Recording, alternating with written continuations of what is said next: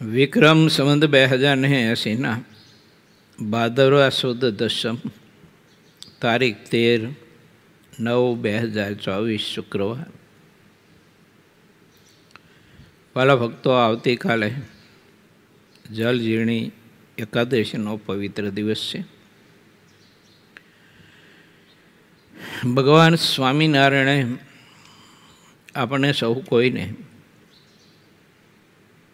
પ્રથમ પ્રકરણના 30મા વચનામૃતમાં ધર્મ જ્ઞાન વૈરાગ્ય યુક્ત પરમાત્માની ભક્તિ વધુ વૃદ્ધિ પામે અને એના અંગ દૃઢ થાય એના કારણો બતાવ્યા. તો મુખ્ય કારણ એનું ભગવાનના એવા મહાપરમ ભાગવત એકાંતિક સંત એનો મન કર્મ વચની કરીને જીવમાં સત્સંગ કરે. ઇન્દ્રિયો અંતકરણમાં નહીં અને ઇન્દ્રિયો અંતકરણથી નહીં, જીવમાં અને જીવથી સત્સંગ કરે.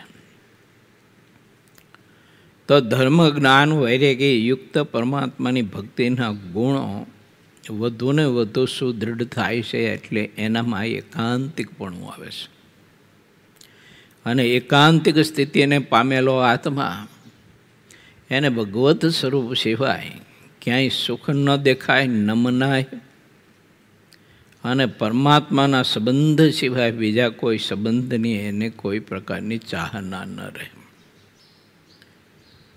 આવી મહા એકાંતિક સ્થિતિને આત્મા પામે છે. માટે એવા એકાંતિક ભગવાનના સંતના સમાગમનું કેટલું બધું મહત્ત્વ ભગવાન સ્વામિનારાયણે ખુદે પોતે બતાવ્યું છે એટલું નથી, પણ મહારાજને એવા સંતોને વિશે કેટલી બધી પ્રીતિ હતી અને કેટલો બધો ગાઢ સ્નેહ હતો કે આ ધરતી ઉપર ભગવાન શ્રી હરિ સત્સંગ વિચરણ માટે અને અનંત આત્માના કલ્યાણ માટે જ્યારે વિચરણ કરતા હતા ત્યારે મહારાજ એવા પરમહંસોને પોતાના ભેળાને ભેળા પ્રભુ રાખતા. કોઈ કોઈ જગ્યાએ મહારાજે પોતાના ભક્તની ઈચ્છા પૂરી કરવા માટે થઈ અને દિવ્ય સ્વરૂપે પ્રગટ થઈ અને એની ઈચ્છા પૂરી કરી હોય, દર્શન દાન દઈને એની સેવા સ્વીકારીને, એ વાત આખી અલગ છે. પરંતુ જ્યારે પરમાત્મા આ લોકમાં મનુષ્ય ચેષ્ટામાં રહીને જ્યારે જીવના કલ્યાણ કરવા માટેની જ્યારે યાત્રા કરતા હતા ત્યારે એક દિવસ એવો નથી કે એક ક્ષણ માત્ર એવી નથી કે ભગવાન સ્વામિનારાયણે તે પરમહંસોનું સામીપ્ય ન રાખ્યું હોય. એ આપણને પવિત્ર સંદેશો પ્રભુએ આપ્યો કે સતત ને સતત વૃત્તિએ કરીને, મહાત્માએ કરીને, મહિમાએ કરી અને ભગવાનના સત્પુરુષને તમારા ભેળાને ભેળા રાખો, યા તો તમે એના ભેળા રહો. માયાના જે કંઈ કારણો છે એનાથી માણસે જો બચવું હોય, ઇન્દ્રિયો અંધકરણના જે કંઈ ભક્તિના માર્ગમાં વિક્ષેપ કરવા માટેના જે કારણો છે એનાથી કોઈ આત્માને પોતાનું જીવન સુરક્ષિત રાખવું હોય તો ભગવાનને ભગવાનના એવા સત્પુરુષ એને અખંડ ને અખંડ માણસ ભેળા રાખે.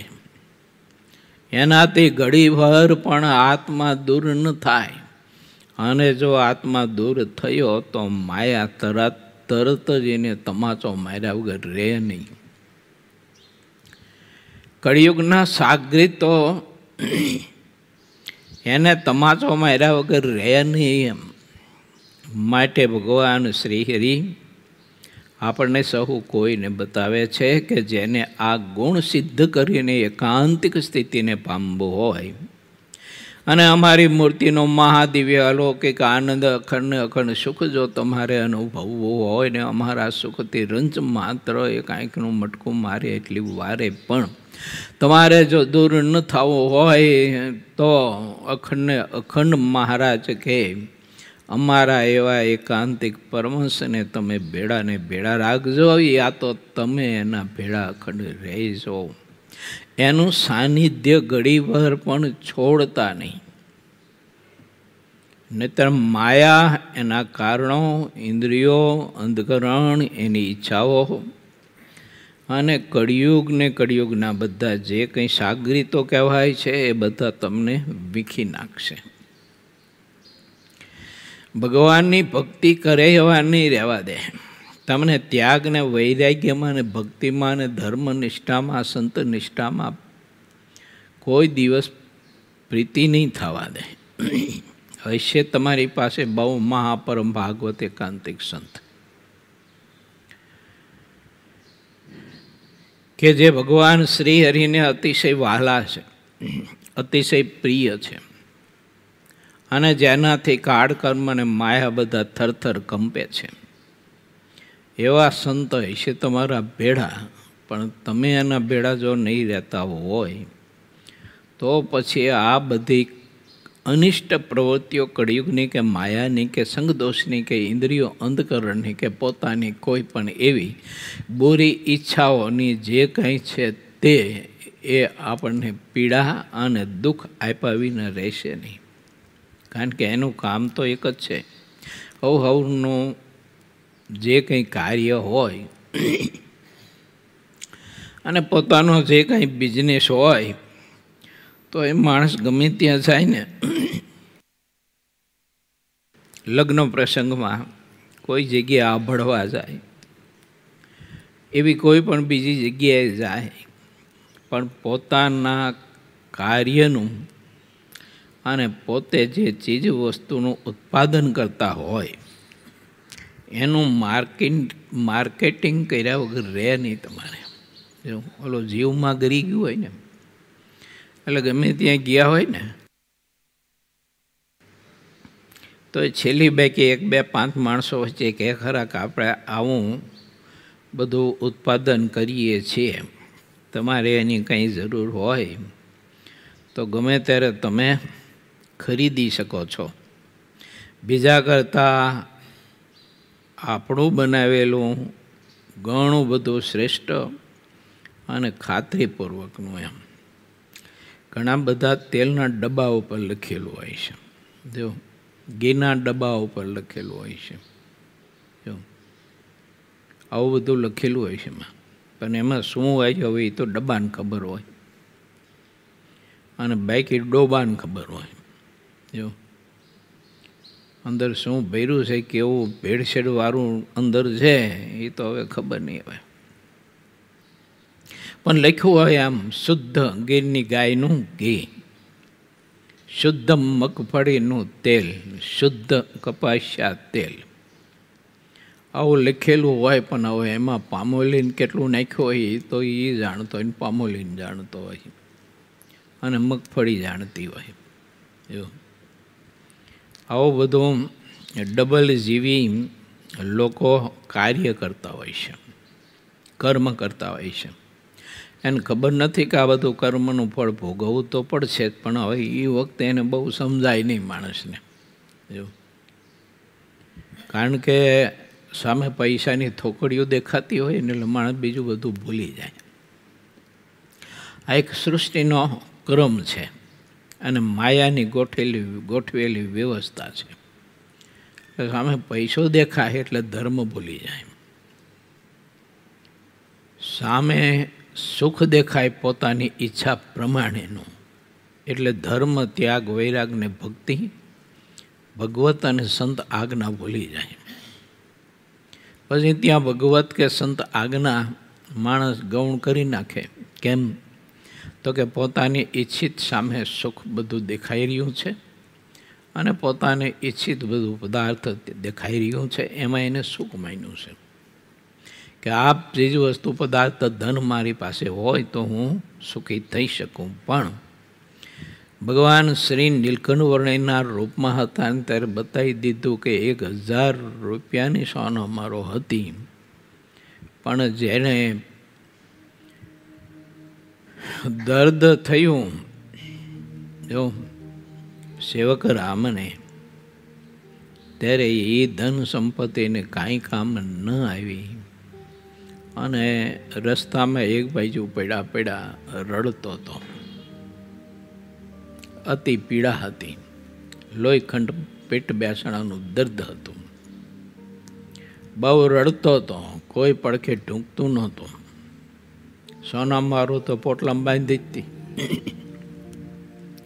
પણ એ સોના મેરો પોતે જઈ અને વેપારીની દુકાનેથી સીધું ખરીદી અને શેરો બનાવી અથવા રાબ બનાવી અને સેવકરામને થોડીક એ જમાડી શકે. આ એ માધ્યમ ખરું.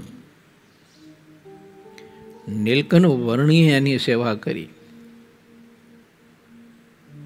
બાકી હતું બધું કંઈ કામ ન હોય. વિદવતા એવી હતી. મહારાજ એવું લખ્યું છે એમાં, ભાગવતાદિક પુરાણોને ભણ્યો હતો. ભાગવત પુરાણને ભણ્યો તો એવું નથી લખ્યું. ખાલી ભાગવત પુરાણ એક જ ભણ્યો તો એવું નથી લખ્યું. ભાગવતાદિક પુરાણોને ભણેલો હતો. એવો મહાવિદ્વાન પુરુષ હતો. કંઠ પણ એટલો બહુ મધુર હતો એનો. એ ગોપી ગીત ને વેણુ ગીત છે ને મસ્ત ગાતો. હાજો ત્યો પછી નીલકંઠ વણી એની પાસે ગોપી ગીત અને વેણુ ગીત ગવડાવીને સાંભળતા હતા. જો આવો હતો, પણ કંઈ કામ આવ્યું નહીં એ કશોય. માટે આપણે વિચારીએ એવું કે ભગવાને ભગવાનના એવા ભાગવત એકાંતિક સંતમાં પ્રીતિ કરી હશે એ કામ આવશે. મોક્ષના માર્ગમાં બીજું કામ નહીં આવે. આ લોકના માર્ગમાં આવશે, આ લોકના વ્યવહારોમાં કામ આવશે, પરંતુ આધ્યાત્મિક વ્યવહાર જ્યાં આવે છે, ભક્તિનો વ્યવહાર જ્યાં આવે છે, પરમાત્મામાં પ્રીતિ કરવા માટેનો જ્યાં વ્યવહાર આવે છે, ત્યાં ઓયલું કશું કામ નહીં કરે. ત્યાં તો ભગવાનને ભગવાનના સત્પુરુષ બે જ મદદ કરશે અને એ જ બે જ મદદ કરી શકે. માટે વિચારવું, જો આપણને આ પ્રથમ પ્રકરણનું 30મું વચનામૃત સમજાયું હોય તો. અને હવે ભગવાન શ્રીહરિ 31મા વચનામૃતના માધ્યમે જીવ મોટપ પામે એ વિચાર આપે છે કે જીવને મોટપ પામવા માટેનું શું એવું સાધન છે, કે શું એવું કારણ છે કે જીવ મોટપ પામે. આ લોકમાંય અને પ્રભુના ધામમાંય પણ મોટપ પામે. એવી કઈ બાબત છે? તો કે ભગવાનના સ્વરૂપનો નિશ્ચય. એનાથી જીવ મોટપને પામે છે. એ વાતનો સંદર્ભ મહારાજે આપણને સૌ કોઈને બતાવે છે. તો ચાલો આપણે એમાં પ્રવેશ કરીએ. પૂરી 21મું, તરંગ 27મું. ગઢડા પ્રથમ પ્રકરણનું 31મું વચનામૃત. નિશ્ચય વડે મોટપ પામવાનું. પોષવદી બીજને દિવસ સાંજને સ્વામી દાદા ખાચરના દરબારમાં પોતાને ઉતારે ઉગમણા બારના ઓરડાની ઓસરીએ ગાદી તકિયા ઉપર શ્રીહરિ બિરાજમાન હતા. અને તે વખતે સર્વ શ્વેત વસ્ત્ર ધારણ કર્યા હતા.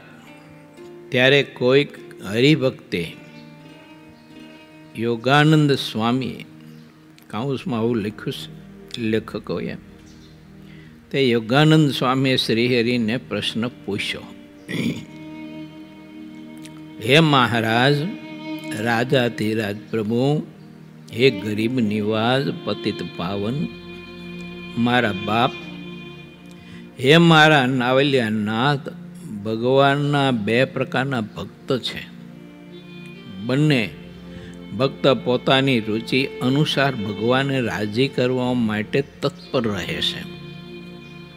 તેમાં એક હરિભક્ત તો નિવૃત્તિ પકડીને બેસી રહ્યો છે, કોઈને વચને કરીને ક્યારેય દુખવતો નથી. જ્ઞાન, વૈરાગ્ય, ધર્મ, તપ, ભગવાનની કથા, કીર્તન, ધ્યાન અને સ્મરણમાં તત્પર રહે છે. એક ક્ષણ જેટલો સમય પણ તેના વિના વિતાવતો નથી. તેણે એક સત્સંગને જ પ્રધાન રાખ્યો છે. સત્સંગ સિવાયના સંબંધો દૂર કર્યા છે. પરંતુ આ કહ્યા તેમાં જેવું તાન રહે છે તેવું સેવામાં તાન રહેતું નથી. સેવા કરવાની વાત મુખથી કહે છે અને સેવા સમાન બીજી કોઈ વાત નથી, તથા ભગવાન અને ભગવાનના ભક્ત સમાન બીજું કોઈ નથી એમ મુખથી કહેતો રહે છે, પણ પોતાથી બીજી કાંઈ સેવા થતી નથી. હા, ધનથી સેવા કરતો રહે છે અને પોતાને માટે ક્યારે ધન રાખતો પણ નથી.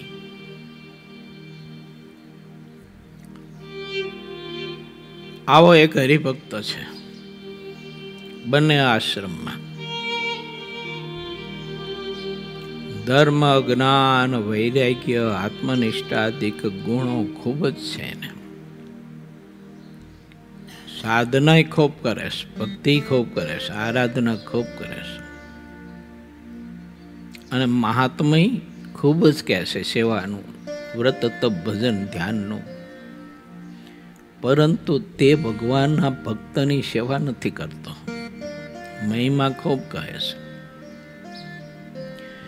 ભગવાનના ભક્તની સેવાના ઘણા બધા પ્રકારો છે.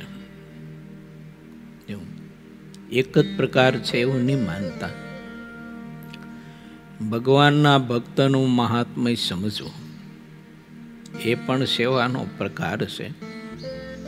એની મોટપ સમજવી અને એની મોટપ બીજા પાસે ગાવી એ પણ એક મોટો સેવાનો ગુણ છે.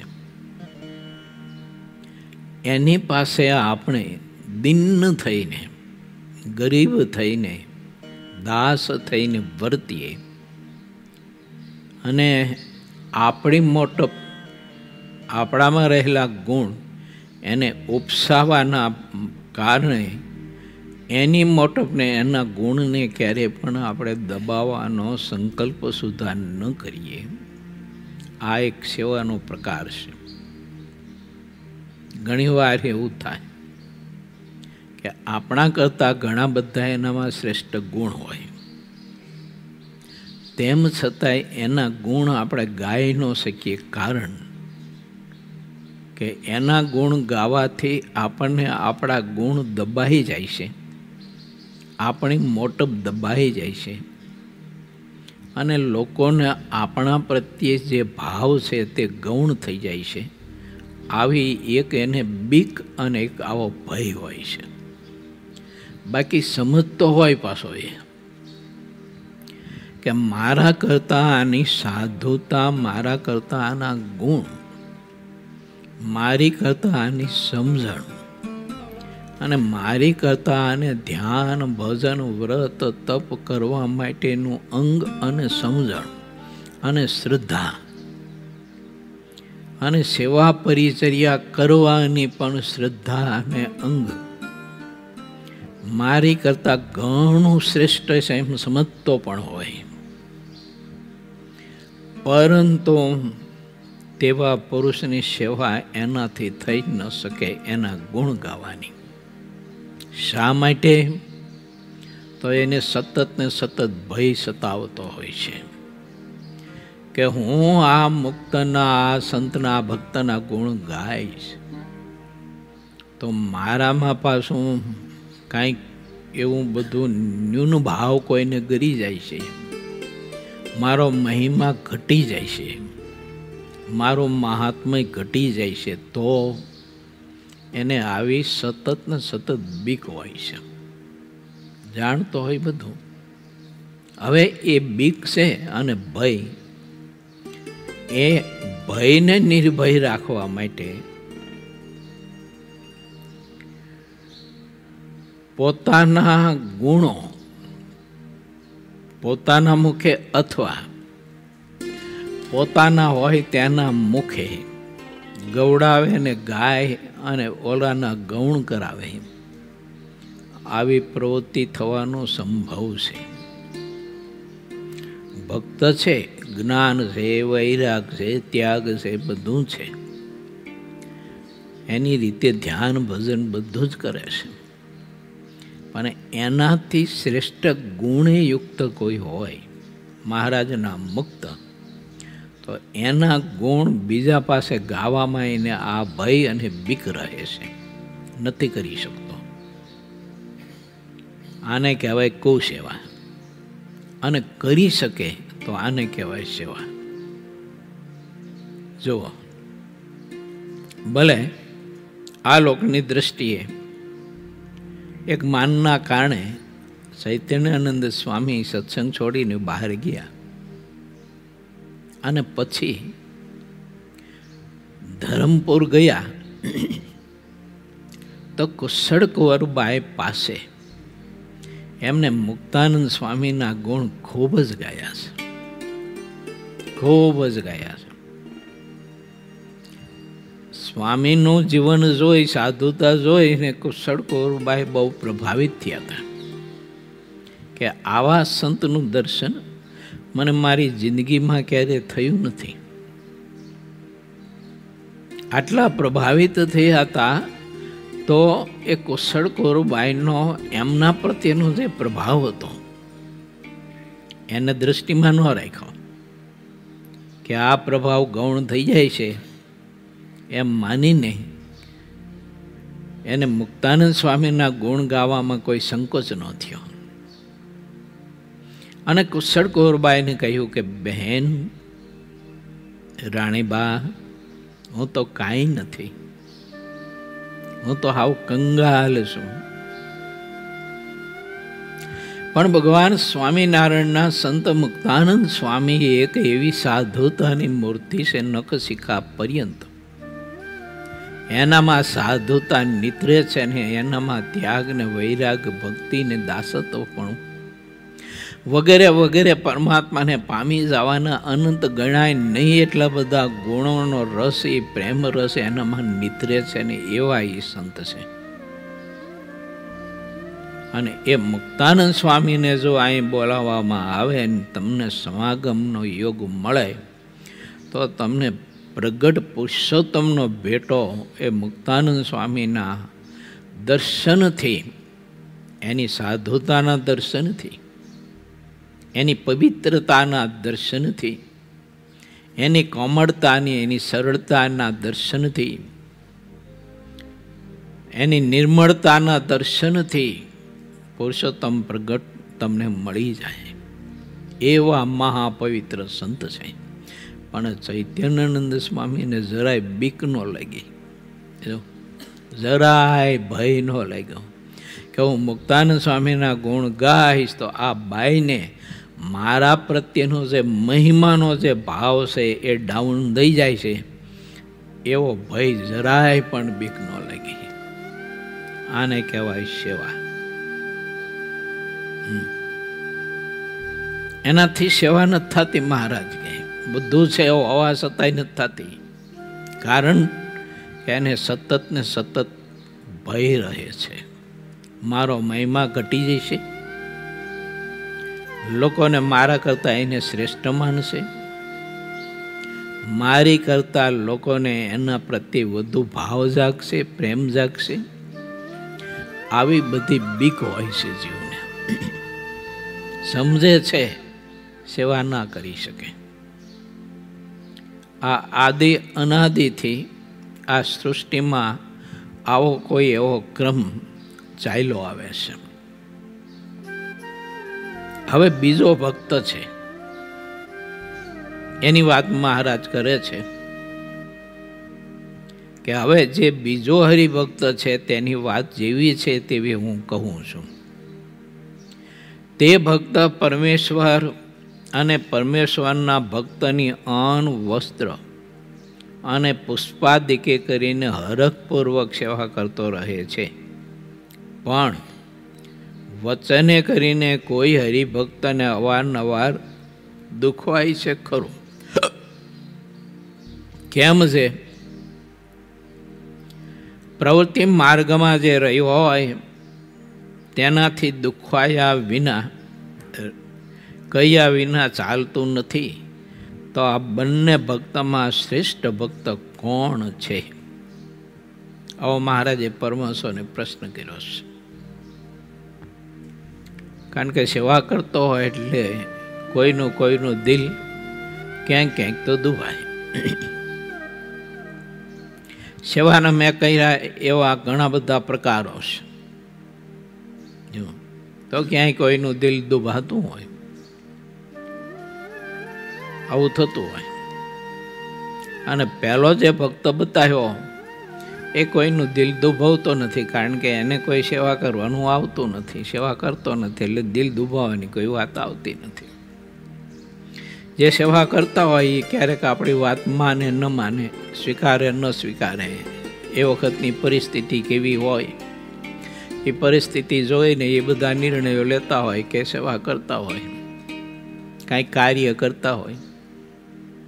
આપણે કંઈ પરિસ્થિતિ જાણતા જ ન હોય, એટલે આપણે તો ધોકાપંથી હોય, આટલી વાત મારી ન માની, આટલું કહ્યું મારું ન કર્યું, એમ કરી અને આપણને એનો આવે અભાવ ગુણ, એટલે દિલ તો દુભાય. કોઈ એવી સેવા કરતા હોય કે મારા તમારામાં સ્વભાવ હોય, એટલે એને સતત મનમાં વિચાર આવતો હોય કે આનો આ સ્વભાવ ભગવાનને ભગવાનના સંત જેવા સંતથી દૂર રાખે છે, અને રાખશે તો આનું બહુ અતિ બૂંડું થાય છે, કહેતા કલ્યાણ બગડશે. એટલે આપણને વઢી ટોકી નહીં, પણ મારા અને તમારા સ્વભાવો ટળે.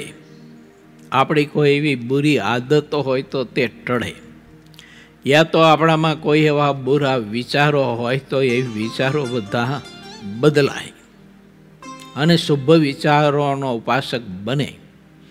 એના માટે થઈ અને બે શબ્દ આપણને આકરા થઈને પણ કહે, એમ કરીને કોઈનું અંતર દુભાય. કોઈ ભક્ત એવા છે કે સતત આપણું હિતનું ચિંતન કરતા હોય છે, એટલે મનમાં એમ થાય કે આટલું બરાબર યોગ્ય નથી, તો પછી આપણને કહે કે ભગત આ બરાબર વાત યોગ્ય નથી હો, આ તમે ગમે તેમ બોલ કરો ને ગમે તેમ ભખી નાખો, યોગ્ય નથી, આ તમારે કહેવું ઘટે તો કયો, ના કયો એવું નહીં, પરંતુ એનું સ્વમાન દ્રષ્ટિમાં રાખીને વાત કરો. વાત કરવામાં છે ને, કોઈને આપણે કહેવું હોય, વઢું ટોકવું હોય, તો સામે એના સ્વમાનને દ્રષ્ટિમાં રાખવું જોઈએ. સ્વમાનને દ્રષ્ટિમાં રાખ્યા વિના આપણે ગમે તે કાળે કે સમયે ટડકાવી નાખીએ, એ શાસ્ત્રથી અને ભગવાનની મરજીથી અને મોટા પુરુષની મરજીથી જુદું છે, કહેતા વિરુદ્ધ છે. શિક્ષાપત્રી ના પાડે છે, સત્ય છે, પરંતુ કોઈની ગુપ્ત વાત જાહેર મત કરો, ક્યારેય ન કરો, એવી ભૂલ ન કરો. કોઈની પણ ગુપ્ત વાત તમે જાહેર કરશો એટલે એનું કરેલું ગુપ્ત કર્મ અને એનું પાપ બધું તમારામાં ડાયવર્ટ થવાનું, ભોગવવું પડશે. પછી શ્રીજી મહારાજે બહુ સ્પષ્ટ ના પાડી છે. જો માટે વિવેકથી એનું સ્વમાન ન ગવાવું જોઈએ. કોઈ માણસ હોય એનાથી કોઈ ભૂલ થઈ ગઈ, મહારાજની આજ્ઞા કંઈક લોપાઈ ગઈ, તો એનું માર્કેટિંગ ન કરાય, બીજા ત્રીજાને કે ન કરાય. કરશો તો એ બધું જ પાપ ડાયવર્ટ થશે, આપણામાં આવશે, ભોગવવું પડશે. પછી માણસનું ભોજન, સારા વિચારો અને નિંદ્રા સુખે બધું આરામ થઈ જાય છે. નહીં થાય ધ્યાન ભજન સુખેથી, નહીં થાય સત્સંગ સુખેથી, અને નહીં ઊંઘી શકાય સુખેથી, નિંદ્રા પણ નહીં લઈ શકાય. કેમ કે ઓલું પાપ આપણામાં આવ્યું છે બકનળીથી. એટલે એ પાપ જેનામાં આવે ત્યારે એ પાપ તો કોઈને હક લેવા જ ન દે. જો એટલા માટે ગત શિબિરમાં આ એક વિચાર બધા ભક્તો પાસે મૂક્યો હતો કે કોઈની નિંદા કરશો નહીં, સાંભળશો નહીં. કોઈની ઉત્તરતી વાત કરશો નહીં, સાંભળશો નહીં. કોઈના ખોટા ખ્યાલો તમારામાં નાખવા આવે તો હાથ જોડો, મહેરબાની કરો. કંઈ ભાઈ સાહેબ, તમારી પાસે જે હોય તમારી પાસે રાખો. મારે એ કચરાની કોઈ જરૂર નથી, ગંદકીની. મારે તો મારા ઠાકોરજીને પામી જવું છે, મારા પ્રભુને પામવું છે. અને તમને હેત અને પ્રીતિ હોય તો એના ઉપર તમને દયા આવતી હોય તો એને એકાંતમાં બોલાવીને તમે કહો એટલું આ બરાબર યોગ્ય નથી એમ. પણ જો એની માર્કેટિંગ કરશો તો ભોગવવું પડશે. ગમે તેવો લખેધરી હોય તો ભોગવવું પડે, ચાલે જ નહીં. એટલે મહારાજે બતાવ્યું છે. જો આ રીતે ભગવાનના ભક્ત આપણી સેવા કરતા હોય, કોઈ વાત આપણને એ બતાવતા હોય આપણો સ્વભાવ, તો પછી આપણને દુઃખ લાગે, એમ અંતર દુભાય. આવો એક ભક્ત છે. અને એક ભક્ત કોઈ આવી સેવા નથી કરતો પણ બીજી કરે જ પાછો. જો વ્યક્તિને, એ વ્યક્તિના સ્વભાવ પર એ વ્યક્તિને નથી કહેતો, પણ એ વ્યક્તિના સ્વભાવ કે એનું કર્મ એ બીજા પાસે પાછું માર્કેટિંગ કર્યા કરે છે. આવા બે પ્રકારના ભક્ત છે.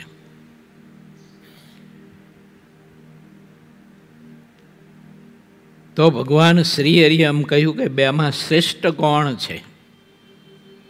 તો હવે એના બે નિષ્ણાત ને અનુભવી જજ એને પ્રશ્ન કર્યો.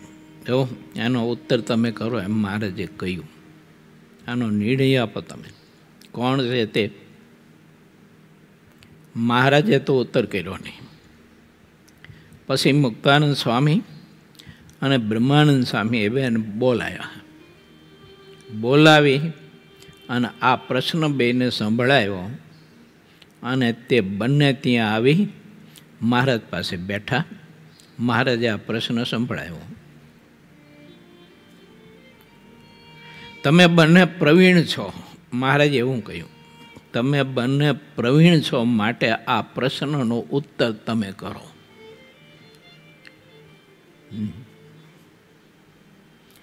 જે સંતો છે તેમનો નિવૃત્તિ માર્ગ રહ્યો છે અને તેમણે પક્ષપાતનો ત્યાગ કર્યો છે, માટે તેમને બધા જ હરિભક્તો સરખા છે. તેઓ ભગવાનના જે ભક્ત છે તે બધાને સમાન ભાવથી દેખે છે, પણ જેમાં અધિક ગુણ રહ્યા હોય તેને તેઓ અધિક કહે છે. જેટલો પક્ષપાત હોય તેટલો ત્યાં લોભ રહ્યો હોય છે. સંતોમાં લોભ હોતો નથી, અને જેટલો લોભ રહે છે તેટલું તેમાં સંતપણું હોતું નથી. જ્યાં લોભ હોય છે ત્યાં જેટલા દોષ કહેવાય છે તે બધા નિવાસ કરીને રહે છે. ચાહે તેઓ શુદ્ધ ભાવ હોય તો પણ જ્યારે લોભ આવે છે ત્યારે ત્યાં શુદ્ધ ભાવ ક્યારેય રહેતો નથી. દિલ લુખ્ખું થઈ જાય છે. શુદ્ધ ભાવ એટલે પ્રેમ, નિર્દોષ, નિસ્વાર્થ પ્રેમ. કેવળ ને કેવળ બીજા આત્માનું કલ્યાણ કેવી રીતે થાય, મોક્ષ કેમ થાય? આ બિચારો જીવ સ્વભાવોથી કે પછી જે કંઈ હોય તેનાથી પીડાય છે તો એમાંથી મુક્ત કેમ થાય? આવો નિર્દોષ પ્રેમ હોય એનામાં, અને એની આંખો બે હોય, દૃષ્ટિ એક હોય. કોઈ મોટો ગમે તેવો શેઠ શાહુકાર હોય અને મોટો સમ્રાટ હોય, કોઈ મધ્યમ હોય ને કોઈ ગરીબ હોય, બધા જ પ્રત્યે મોક્ષના માર્ગમાં દ્રષ્ટિ સરખી. વ્યવહારના માર્ગમાં ભેદ. કોઈ રાજા આવ્યો હોય સભામાં તો એનું જેવી રીતે દબદબાપૂર્વક સન્માન કરવું ઘટે, એવી રીતે દબદબાપૂર્વક એનું સન્માન કરે. આ વિવેક છે. પણ દ્રષ્ટિમાં ભેદ નથી, ક્રિયાભેદ છે. અને ક્રિયાભેદ તો ભગવાન સહજાનંદ સ્વામી શિક્ષાપત્રીમાં બતાવીને આદેશ કર્યો છે કે ક્રિયાભેદ તો સમજો. જે જેવા ગુણે યુક્ત હોય, જેને જેવું પદ હોય એ પ્રમાણે તમે એનું સન્માન કરજો. આ ક્રિયાભેદ છે, દ્રષ્ટિભેદ નથી, ભાવભેદ નથી. પણ ઘણી વખત આપણને સમજતા ન આવડે એટલે આપણે ક્રિયાભેદ ને ભાવભેદ સમજીને અભાવ ગુણ લેતા હોઈએ છીએ. કે ખરેખર આ ભગવાન એવા મહાભજનાનંદીને ભાગવત એકાંતિક ભક્ત, એનું આવું સન્માન નહીં. અને આ માણસ આવું હળેલ છે તો એ આનું આવું સન્માન, એને આગળ બેસાડવાનું, એને સ્ટેજ ઉપર સોફા ઉપર, એને સારા સોફા ઉપર બેસાડવાનો. આ તે કઈ જાતનો સત્સંગ કહેવાય? એમ કરીને ભાવ લેશે. કેમ? તો કે ક્રિયાભેદને ભાવભેદમાં લઈ ગયો. એ સમજવા માટે માણસે પ્રયત્ન કરવો જોઈએ. ભગવાનના સંત છે એ ઠાકોરજીની આજ્ઞાએ કરીને દેશ કાળને સમયની પરિસ્થિતિ જેવી હોય તેમ ક્રિયાભેદ આપણને દેખાતો હોય છે, ભાવભેદ નથી હોતો મારા બાપ. જો હા, એને તો જે ભજનાનંદી પુરુષ હોય ને, ભલે હાવ ગરીબ હોય ને ફાટેલ તૂટેલ કપડાં પહેરતો હોય, એના પ્રત્યે જે એને પ્રેમ ને ભાવ હોય એ અંદર ભીતરમાં કાંઈ જુદો હોય છે. એનું ખૂબ જ મહાત્મય સમજતા હોય છે. એને સતત ને સતત એ જીવથી, અભ્યાંતર મનથી ખૂબ જ એને પૂજતા હોય છે, એનું વંદન કરતા હોય છે. અને માનસી પૂજામાં સંકલ્પથી ભક્તની, મહારાજની પ્રસાદીની જે કંઈ બધી જ વસ્તુ, જળ હોય, પુષ્પ હોય, ચંદન હોય, એનાથી એની નિત્ય પૂજા કરતા હોય છે. માનસીમાં પૂજા કરતા એ તો દેખાતું નથી. સ્ટેજ ઉપર તો બધું દેખાય છે આપણને, એ દેખાયેલું બધું આપણે માનીએ છીએ. હવે એમાં ઘણી વખત આપણે બધા ભૂલા બહુ પડી જાય. માટે કોઈ ભગવાનના એવા મોટા સત્પુરુષ હોય અને એની આવી રીતે વ્યવહારિક જે કંઈ પરિસ્થિતિઓ હોય અને દેશકાળ હોય, તો એ વ્યવહારને દેશકાળના કારણે ક્રિયાભેદને કોઈ દિવસ ભાવભેદ નહીં સમજીએ આપણે. નહીતર ધ્યાન ભજન ગમે તેટલું કરીતા હઈશું પણ એમાં કોઈ દિવસ સુખ ને શાંતિ નહીં મળે. એટલે આ બધું માણસે શીખવું જોઈએ, વિચારવું જોઈએ. ઘણી વખત આપણી જડતા આવું કંઈક પકડીને બેઠી હોય છે.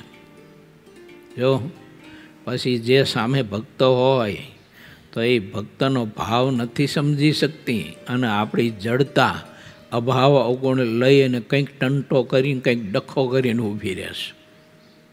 જો હા, તમે બધા બુદ્ધુ છો, તમે કંઈ સમજતા નથી.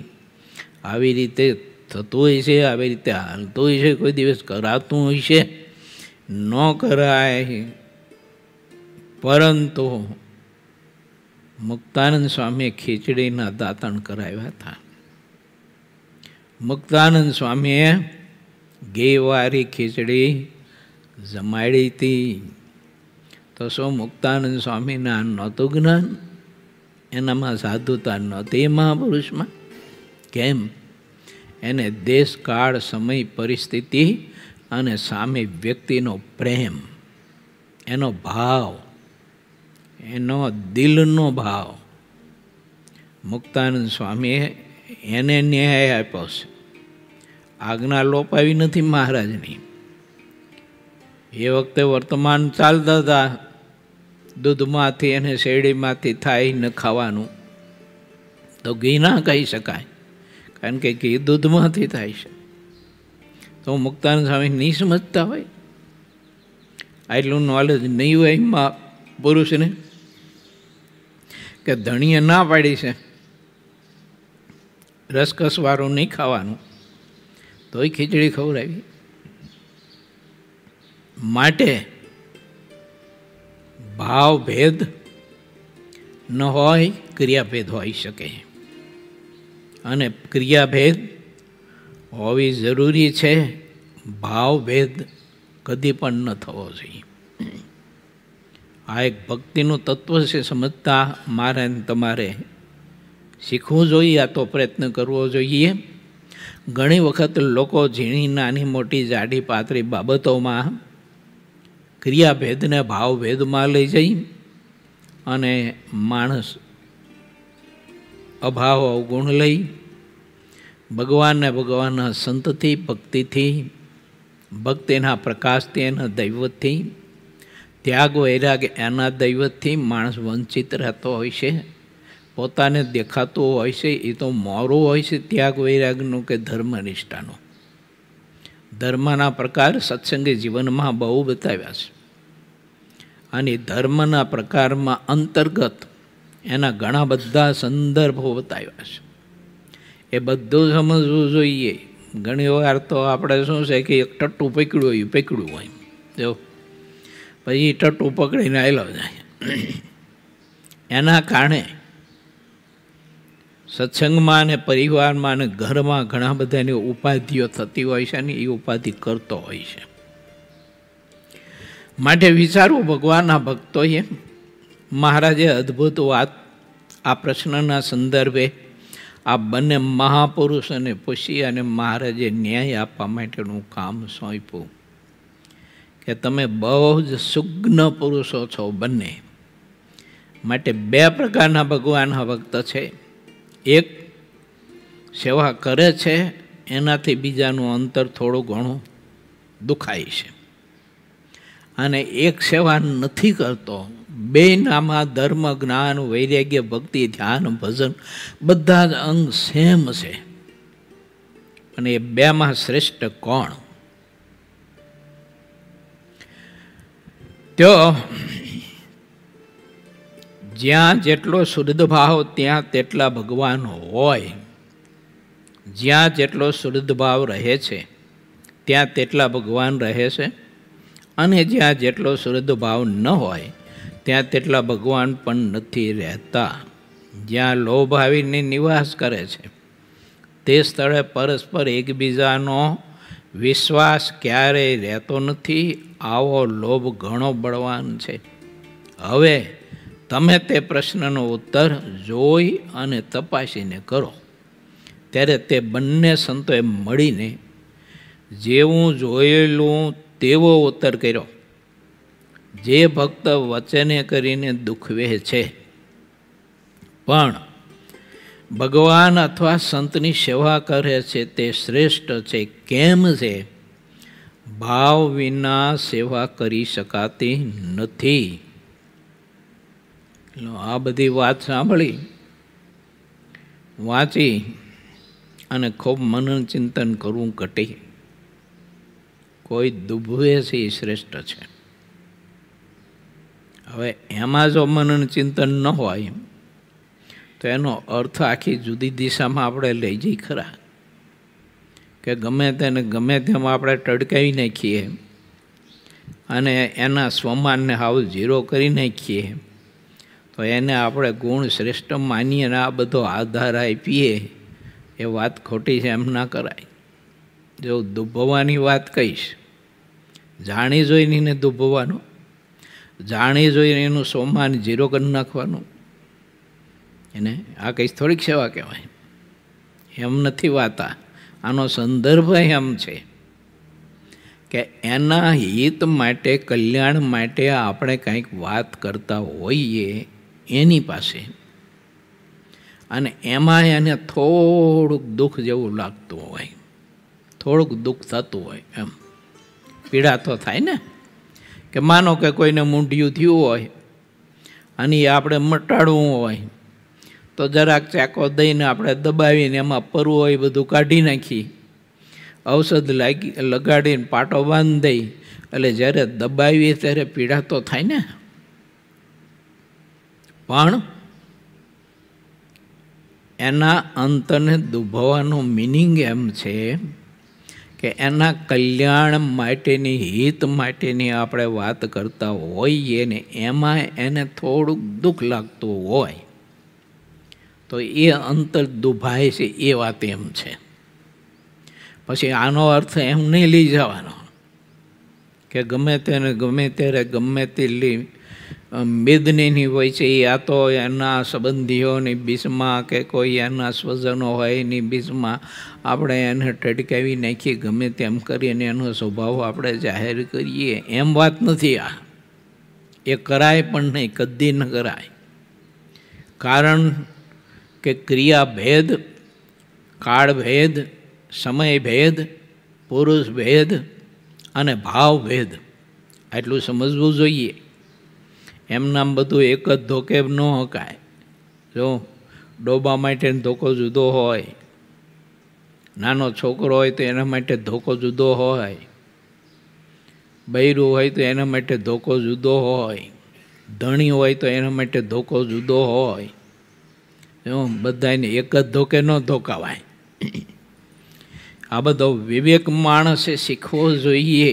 ઘણી વખત આપણે શું કરીએ ખબર, એક જ ધોકે બધું ધબધબાવી. એવું ના કરાય.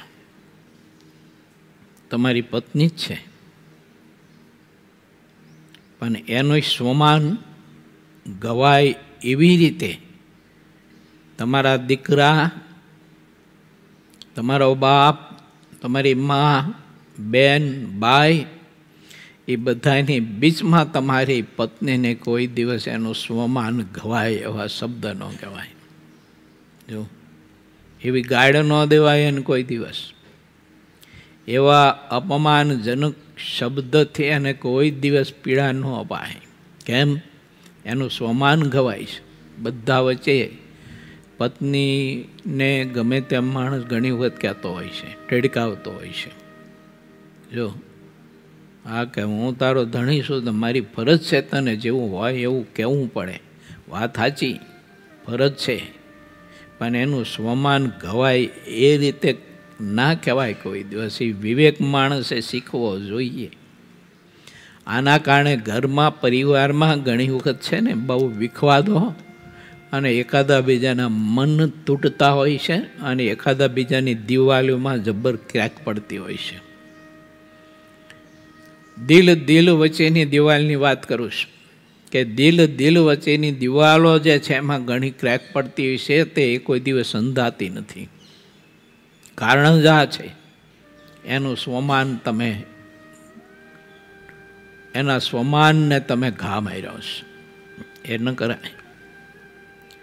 બાપ હોય તો ભલે, મા હોય તો ભલે, દીકરો હોય તો ભલે, દીકરી હોય તો ભલે, પરંતુ બધાયનું સ્વમાન જાળવી રાખીને એના હિત માટેની વાત કહેવી જોઈએ. એને ડાયો, વિવેકી અને ખરેખર ભગવાનનો એકાંતિક ભક્ત કહેવાય. આ વિવેક બધાએ રાખવો જોઈએ, નાનો મોટો ગમે તે. ઘણી વખત ગૃહસ્થાશ્રમમાં આવી બધી મુશ્કેલીઓ ઊભી થતી હોય છે અને ઘણી વખત ત્યાગીના મંડળમાં પણ આવી મુશ્કેલીઓ ઊભી થતી હોય છે કે એના શિષ્યોને કે એના નીચેનો જે વર્ગ હોય તો એના કંઈક સ્વભાવ હોય કે કંઈક બોલ હોય તો બધા વચ્ચે જ્યારે એને એ બોલ કહેવામાં આવતી હોય છે ત્યારે ઓલાના સ્વમાનની મોટી જ એક સમસ્યા હોય છે. જો અને એને પછી જીવવું અઘરું થઈ પડે છે. જો કોઈ તમારા ઘરમાં સભ્ય હોય અને એને કોઈ એવું કુકર્મ કર્યું, બોલ કરી, બધા જ પરિવારની બીચમાં તમે વાત કરો, પછી એને જીવન જીવવું બહુ અઘરું થઈ પડે મારા બાપ. અને એની વેદના જે હૃદયની અને વેદના સહિત જીવન પછી પૂરું કરવા માટે જીવતો હોય પણ એ વેદનાની હાય જે છે ને એ તો આપણે બાળીને ખાકર નાખે. જો જીવતા બારી નાખે. ન સમજાય એવી વાત છે, મગજમાં ન ઉતરે એવી છે. જો જીવતા બાળીને ખાકર નાખે માણસને. એટલે આ બધો વિવેક છે તે શીખવો પડે માણસને. સંતોએ વાત એ કરી કે સેવા કરવામાં જેવો ભાવ હોય છે તેવો તરત દેખાઈ આવે છે. જે નિવૃત્તિ માર્ગમાં રહ્યા છે તે કોઈને દુખવતા તો નથી, પણ ત્યાંનાથી ભગવાન અને ભગવાનના સંતની સેવા થતી નથી. પણ ત્યાંનાથી ભગવાન ને ભગવાનના સંતની સેવા થતી નથી, માટે તેને અસમર્થ થકા જાણવા. અમને એવું દેખાય છે કે જે ટેલ ચાકરી કરે છે તે ભક્તિવાળા કહેવાય અને ભક્તિવાળા શ્રેષ્ઠ છે. આવો ઉત્તર બંને પરમહંસોએ મળીને કર્યો. મહારાજ બહુ રાજી થયા. આખી સભા બધી ખૂબ ખુશ થઈ. ત્યારે મહારાજ બોલ્યા, ઉત્તર ઠીક કર્યો, યથાર્થ ઉત્તર કર્યો તમે. બે વાત છે હો, મેં બતાવીને તે. એક, આપણે બીમાર પડ્યા અને આપણી સેવા કરે છે. પછી બીમારીમાં આપણને કંઈક ખાવાની ઈચ્છા થઈ કે મને રાબ બનાવી દો, શેરો બનાવી દો, મને હારી પડી મોણ નાખીને સારી ભાખરી બનાવી દો, મને ઘારી બનાવી દો, મને કાજુ બદામ આપો, મને મોહનધાર આપો. આવી કંઈક આપણે માગણી કરીએ. પણ આપણી બીમારી જે સેવા કરતો હોય એને ખબર હોય, અને ડૉક્ટરને વૈદ્યને ખબર હોય, તો સેવા કરતો હોય અને વૈદ્ય સૂચન કર્યું હોય, ડૉક્ટરે કહે જોઈજો આમને કોઈ પ્રકારનું સુગંધ ન આપતા, આમને કોઈ પ્રકારનો ચીકણો પદાર્થ ન આપતા, ઘી તેલ, આવી ભલામણ કરી હોય અને આપણી સુખાકારી માટે ને આપણી બીમારી દૂર કરવા માટે આપણે જે માગીએ તે ન આપે એટલે આપણું દિલ દુભાય. આવી વાત છે કે ત્યાં દિલ દુભાતું હોય તો દુભાવા દેવાનું. એવો મહારાજે વચનામૃતમાં બહુ સ્પષ્ટ આ વાતને બતાવી છે. મહારાજ કહે એવી જગ્યાને એવો કાળ ને એવો સમય હોય તો મહારાજ કે અમે કચવાતા હોય ને તો અમને સારી રીતે કચવાવા દેવા, પણ અમે કહ્યું એમ ન કરું. દાખલા તરીકે મહારાજે આજ્ઞા કરી કે તમે અહીં બેસો, અહીં મારા ભજન કરો, એમ આપણને ત્યાગીને કોઈને આજ્ઞા કરી. હવે તે સ્થળે તે કાળે બહેનોનો આવવા જવાનો અવર જવાનો પ્રસંગ બહુ છે, તો શું કરું? તો મહારાજ કે ત્યાં મિસ લઈ અને ઉઠી જવું. અને ત્યાં અમારી આજ્ઞા લોપાતી હોય અને અમે કોચવાતા હોય તો ભલે કોચવાવા દેવા, પણ ત્યાં અમારી આજ્ઞામાં રહેવું નહીં. ત્યાંથી આગું પાછું કોઈ મિસ લઈ અને ખસી જવું. આ એક સેમ્પલ આપ્યું એમ કે આવી કોઈ પણ ક્ષણ હોય, આવો પણ કોઈ પણ સમય હોય તો ભગવાનના ભક્તને આવી રીતે વિવેક શીખી રાખવો જોઈએ. તો એ અંતર નથી દુભાતું. પણ કોઈ આવી બાબત હોય કે આપણી શરીરની પ્રકૃતિને હાનિ કરે એમ હોય અને એવું ચીજ વસ્તુ પદાર્થ આપણે ખાવા પીવા માગીએ ન આપે ને અંતર દુખાતું હોય તો દુખાવા દેવું. સેવા કરે છે તો એનાથી અંતર એનું દુખાય છે. મારે જેમ ખીચડું ખાઈને એક બાજુ ખૂણામાં બેસી રહેતો હોય, કોઈની પરિચર્યા કરતો જ ન હોય, સેવા કોઈ નહીં, તો એનાથી કોણ અંતર દુભાવવાના હતા? ભલે પછી મારામાં ત્યાગ વૈરા ગમે તેટલા હોય, પણ ઓળો શ્રેષ્ઠ છે. કોણ સેવા કરે છે તે.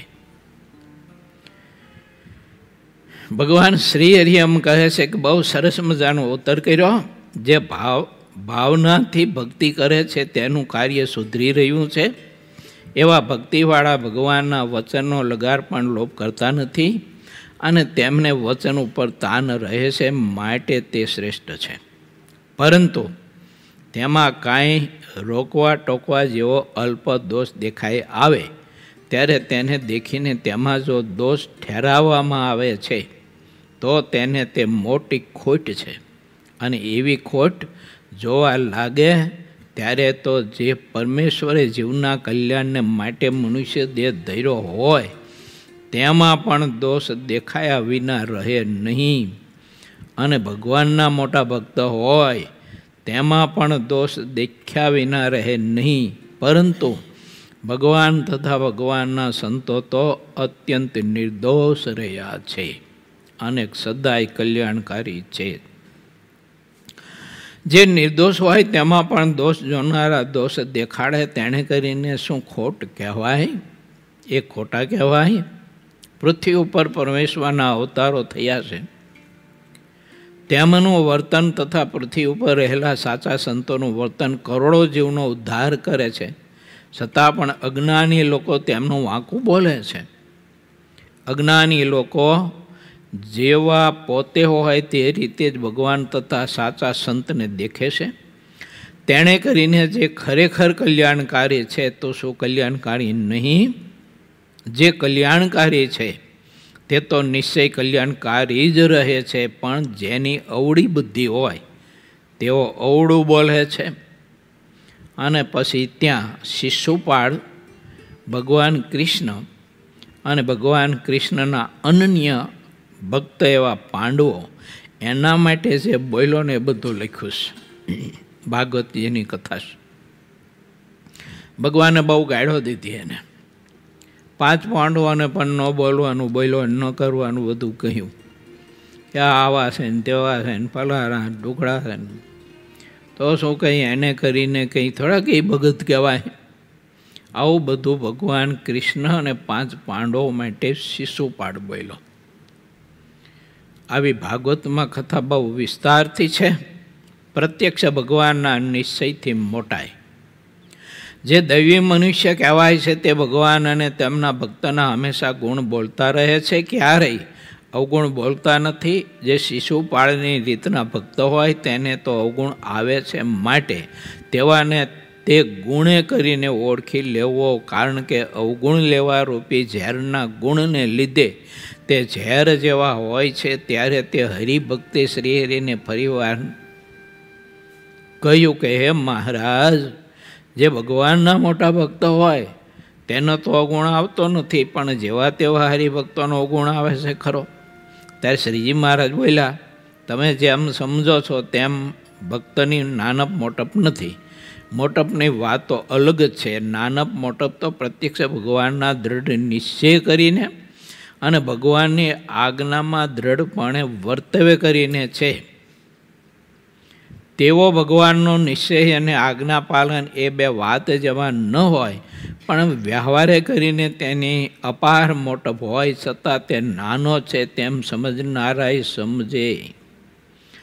પહેલાં જે મોટપની વાત કહી તે અત્યારે આપણા સત્સંગમાં સૌ હરિભક્તોની વિશે અધિકપણે વર્તે છે. કેમ છે આજે જેટલા હરિભક્તો છે તે બધા એમ સમજે છે જે અમને અક્ષરાતીત ભગવાન પુરુષોત્તમ મળ્યા છે, માટે અત્યારે અમે કૃતાર્થ થયા છીએ. કેમ જે પ્રત્યક્ષ ભગવાન આવીને અમને મળ્યા છે અને અમે તેના વચનમાં રહીએ છીએ, તેમ બુદ્ધિમાન ભક્તોએ સમજીને નિર્ધાર કર્યો છે. તેથી જે હરિભક્ત પ્રેમથી ભગવાનની ભક્તિ કરતા હોય તેનો કોઈ દેહ સ્વભાવ જોઈને ક્યારેય અવગુણ લેવો નહીં.